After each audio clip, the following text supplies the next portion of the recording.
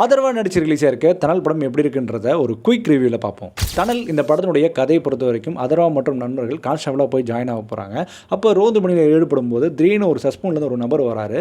So night நேரத்தில் பொதுவாக அந்த ஒர்க்கர்லாம் ஒர்க் பண்ண மாட்டாங்க. ஸோ அவன் வந்து ஓடிடுறான், ஒரு குப்பத்து மேலே ஓடிடுறான். ஓடும்போது இவங்க சேஸ் பண்ணி போகிறாங்க. அங்கேயும் வந்து பார்த்தீங்கன்னா பேங்க்கை வந்து ராபர் பண்ண போகிறக்க பிளான் போயிட்டுருக்கு. ஸோ அந்த இடத்துலேருந்து எப்படி வெளியே வந்தாங்களா இன்ஃபார்ம் பண்ண கதை நோக்கி தான் அந்த படம் நகரப்படுது.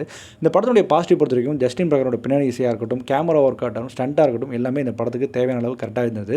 அண்ட் நடிக்கப்பட்ட அதர்வாவாக இருக்கட்டும், அஸ்வினாக இருக்கட்டும், லாவணியாக இருக்கட்டும், எல்லாருமே இந்த படத்துக்கு கொடுக்கப்பட்ட வேலையை நீட்டாக பண்ணியிருக்காங்க.